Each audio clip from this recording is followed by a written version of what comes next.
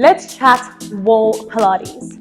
So, if you're on the internet, you would have seen an overwhelming amount of content focused on the magical, the super effective, the life-changing wall Pilates phenomenon. Now, I'm not saying that using the wall is not a very useful tool. All I'm saying is basically it comes down to gravity. Now, the reason a wall is a great thing to use is because likely you're going to be able to find a wall. So if you don't have any other equipment or you're not setting yourself up with any other resistance, then a wall is a fantastic tool. However, is it going to necessarily change your life more so than any other exercise form? Probably not. That being said, why don't we look at 3 amazing exercises that can be enhanced by the wall, specifically to focus on our glutes and our hamstrings. The first exercise is a bridge. So you might know a bridge or possibly a hip thrust from the mat Pilates repertoire. Now, this movement is a delicious movement. I love this movement. It's safe, it's good for you, and there's a lot we can do with it. Now, what happens when we pop it on the wall? You're gonna get yourself lined up with the wall, and the feet are gonna start being in line with the knees, okay? Arms are optional to be down at your sides or up into the air, wherever is more comfortable for you.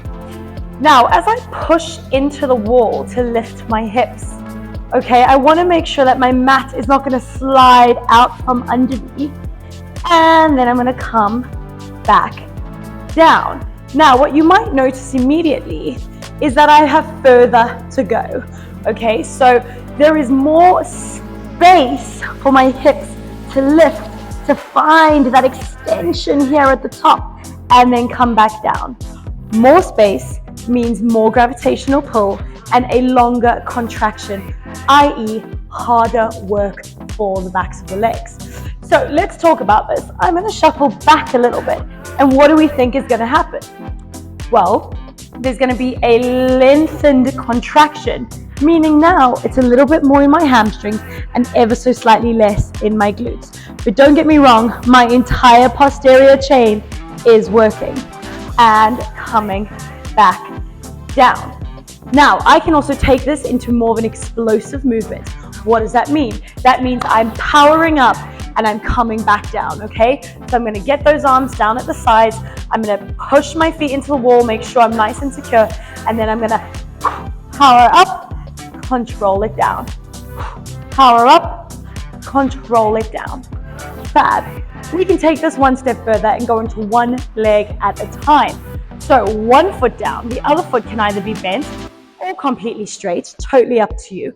And then I am coming all the way up, obviously using one leg. I'm now fully loaded just on that one, and all the way down, all the way up, all the way down, being sure to change it over and work evenly between my 2 legs, even though they might not feel the same on this movement. The next wall Pilates specific exercise that can be used for the backs of your legs is a variation of your hip extension. So if you start off on your hands and knees with one leg out behind you, simply lifting it up and lowering it down, what are we working here? We're getting into the glute and hamstring. Now, let's set ourselves up so that when I extend that leg, I am pressed into the floor. Into the wall rather.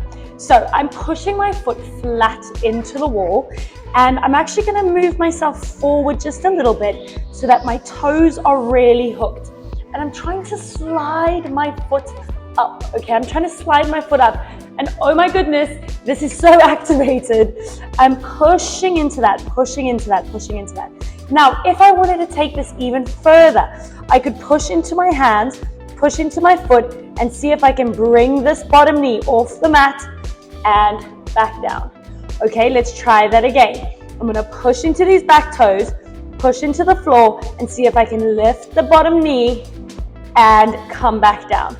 Holding that there, I can also do variations of arms lifting up, shoulder tapping, trying to hold my balance and my core, pushing into that leg.